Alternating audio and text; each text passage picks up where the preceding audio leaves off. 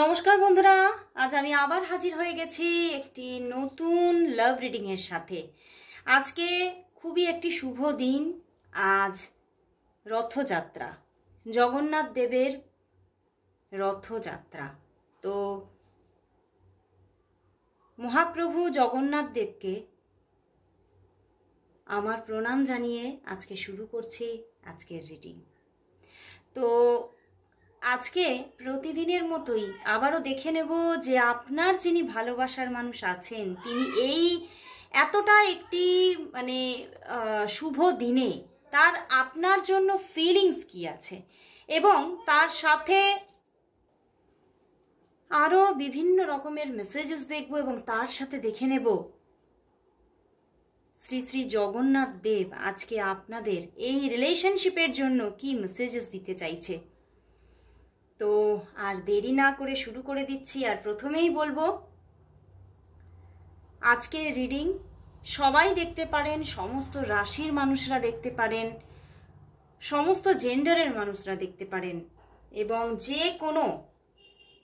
যে কোনো রকমের ফিল্ডে তৈরি হওয়া প্রেমজ সম্পর্কের জন্যই আপনারা দেখতে পারেন। মানে যারা আনম্যারিড তারাও দেখবেন, যারা ম্যারিড তারাও দেখবেন, এবং যাদের খুব ক্রিটিক্যাল একটা পজিশন হয়ে আছে সম্পর্কের মধ্যে তারাও দেখতে পারেন, এবং যারা খুব একটা নর্মাল একটা রিলেশনশিপের মধ্যে আছেন তারাও দেখতে পারেন। তো সবার জন্যই কিন্তু এই রিডিং, সবাই দেখতে পারেন। তো আর বেশি দেরি না করে শুরু করে দিচ্ছি রিডিং। আর অবশ্যই বলবো যে এই রিডিং একটি জেনারেল রিডিং, তো 50 to 60% অবশ্যই রেজনেট হবে, বাট 100% নয়, কারণ এটি তো পার্সোনাল রিডিং নয়। তো যারা যারা আপনারা পার্সোনাল রিডিং নিতে চাইছেন, নিজের সম্পর্কে, নিজের সম্পর্কটা কোন দিকে এগোতে চলেছে, সেই সম্পর্কের পরিণতি কি, এই সমস্ত বিভিন্ন রকমের প্রবলেমের একদম পিওর 100% রেজোনেটিং আনসার পেতে চাইছেন, তারা অবশ্যই পার্সোনাল রিডিং নিয়ে নিন।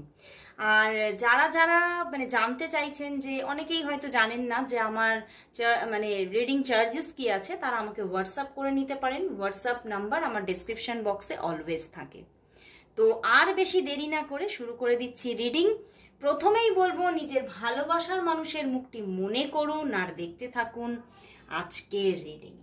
চোখটা বন্ধ করুন আর তার মুখটি মনে করুন, আর মনে মনে তার নামটি 3 বার উচ্চারণ করে দেখতে স্টার্ট করুন আজকের রিডিং। দেখে নেব প্রথমেই আপনার ভালোবাসার মানুষের আপনার জন্য আজ কারেন্ট ফিলিংস কি আছে, তার আপনার জন্য আজ কারেন্ট ফিলিংস কি, কারেন্ট ফিলিংস কি। ওয়াও বন্ধুরা, 4 of Wands।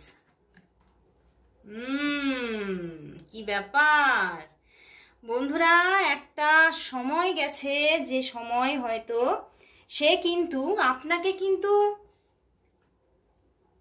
ডিসরেসপেক্ট করেছে, আপনার এই ভালোবাসাটা অ্যাকসেপ্ট করেনি, এবং সে হয়তো আপনাকে বিভিন্নভাবে বিভিন্ন উপায়ে সরিয়ে দেবার জন্য অনেক রকমের কৌশল নিয়েছে, কারণ সে এই সম্পর্কটাকে অ্যাকসেপ্ট করতে চায়নি একটা সময়, এবং সে কিন্তু এই সম্পর্কটাকে আস্তে আস্তে কিন্তু একটা সময় গেছে যে সময় পুরোপুরি শেষ করে দিয়ে সে কিন্তু বেরিয়ে গিয়েছিল, তাই না?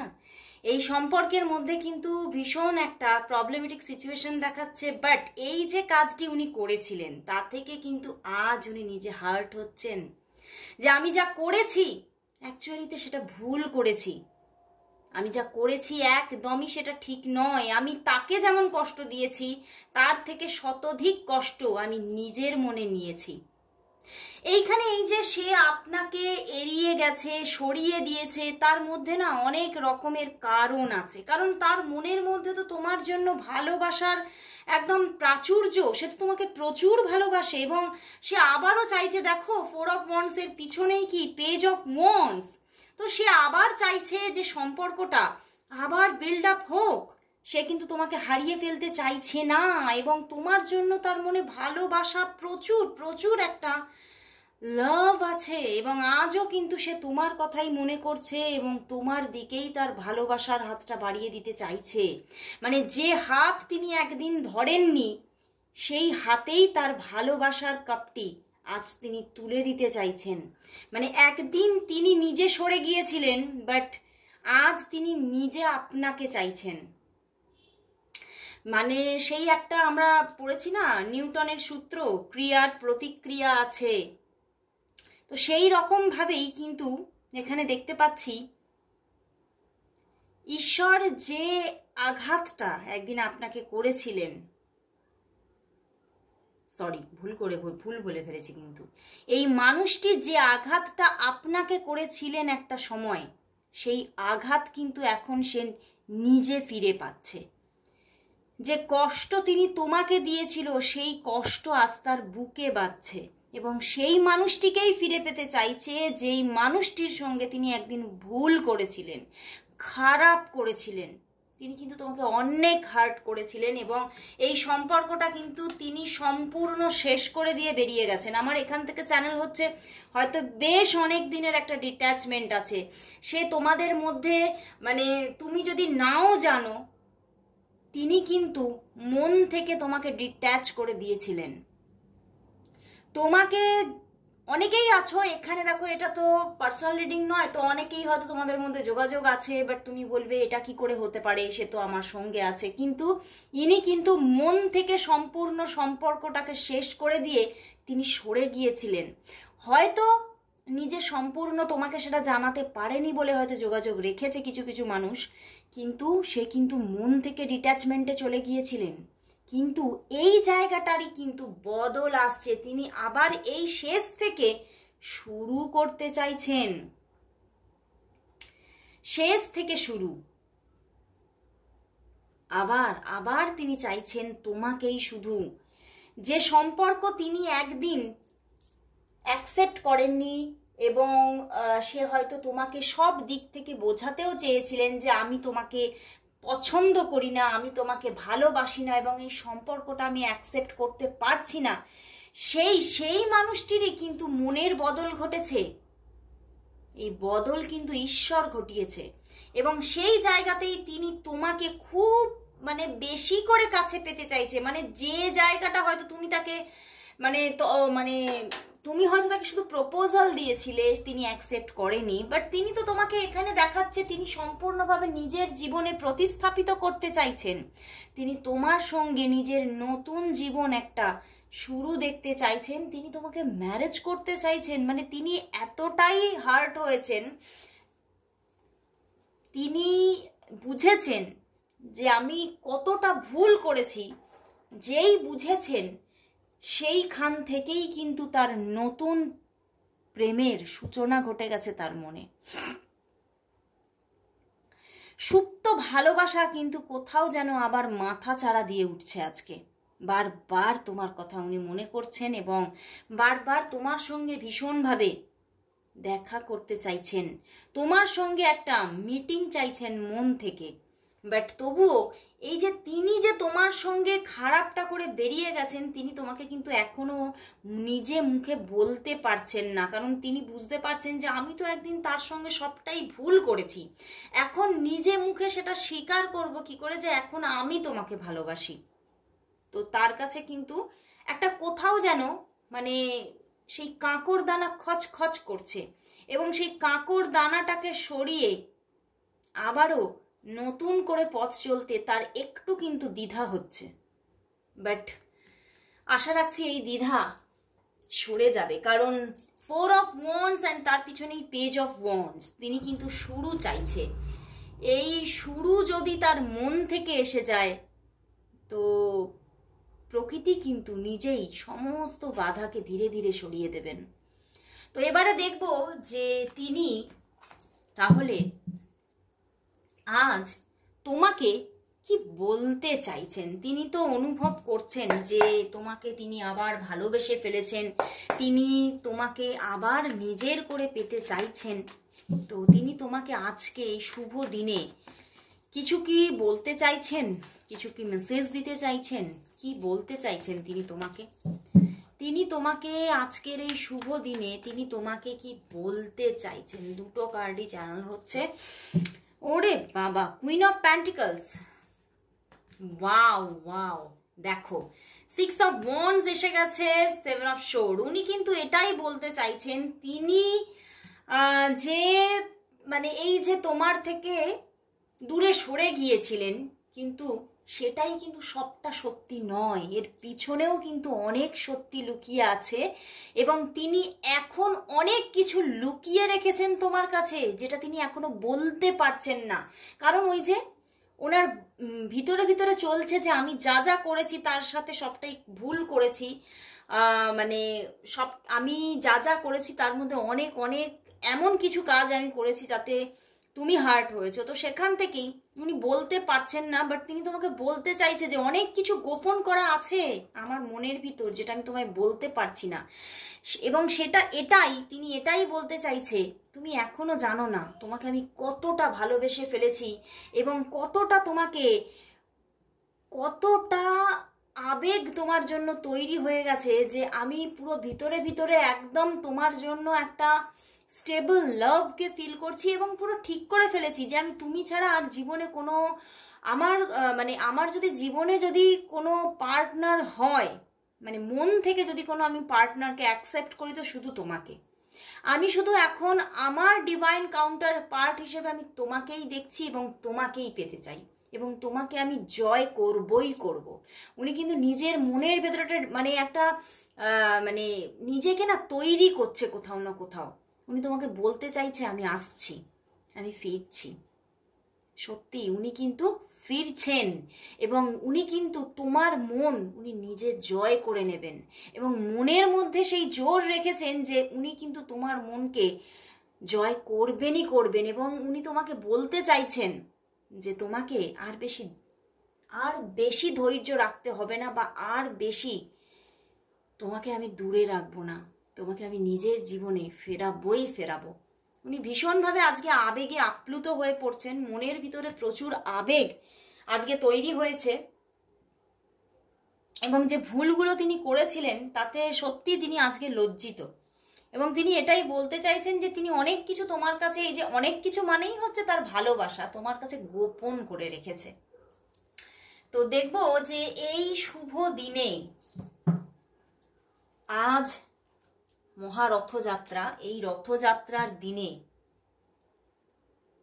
আমাদের এঞ্জেল জগন্নাথ দেব আমাদেরকে কি মেসেজেস দিচ্ছে এই রিলেশনশিপের জন্য, সেটাই দেখে নেব যে জগন্নাথ দেবের এই রিলেশনশিপের জন্য কি মেসেজেস আছে, তিনি কি বলছেন।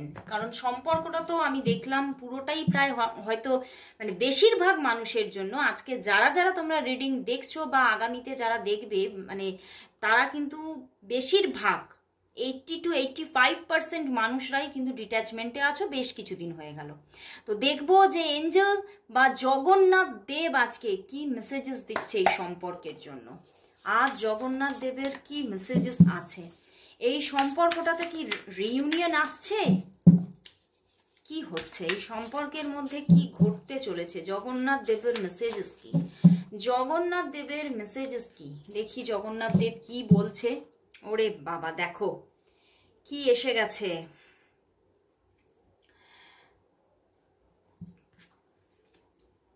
ওয়াও বন্ধুরা, এখানে কিন্তু জগন্নাথ দেব এটাই বলতে চাইছে যে উনি তোমার সঙ্গে আছে, উনি তোমার সঙ্গে আছে, এবং উনি কিন্তু এই সম্পর্কের মধ্যে যে দূরত্ব তৈরি হয়ে গেছে, যে ক্ষতি হয়ে গেছে, সেই ক্ষতির রিকভারি কিন্তু তিনিই করবেন। তবে তোমাকে কিন্তু তোমাকে চেষ্টা করতে হবে, তোমাকে প্রে করতে হবে, তোমার দিক থেকে কিছু অ্যাকশন নিতে হবে, তাহলেই কিন্তু উনি তোমার পাশে আছেন। উনি কিন্তু তোমার এই দুঃখ থেকে তোমাকে উনি হাত ধরে বার করে নিয়ে আসবেন, এবং উনি কিন্তু এটাই বলতে চাইছেন যে এটা কিন্তু তোমার কাছেও একটা চ্যালেঞ্জ, যে তুমি কতটা পিওর পারসন, তবেই কিন্তু ঈশ্বর তোমাকে সাহায্য করবে, এবং সেখান থেকেই তোমারও কিন্তু পিওরিটির একটা পরীক্ষা চলছে, এবং তুমি সেই পরীক্ষায় উত্তীর্ণ হবেই হবে, এবং এই সম্পর্কের মধ্যে ব্যালেন্স আসবেই আসবে, তবে সময় লাগবে। তোমাকেও কিছু পরীক্ষা, যেমন তোমার চলছে, আরও পরীক্ষা আছে, পরীক্ষা তোমায় দিতে হবে। এক্সাম কিন্তু রানিং, এক্সাম চলছে, বাট তবুও ঈশ্বর জানাচ্ছেন যে উনি তোমার পাশে আছে, উনি তোমাকে সব সময় কিন্তু মানে দুহাত দিয়ে আগলে রাখবেন, এবং তোমাকে সব সময় তার হেল্পিং হ্যান্ডটা এগিয়ে দেবেন। এবং তোমাকে কিন্তু সেই সমস্ত সুযোগগুলোকে বুঝে নিতে হবে, এবং তোমাকে বুঝে নিতে হবে যে ঈশ্বর তোমার পাশে আছে।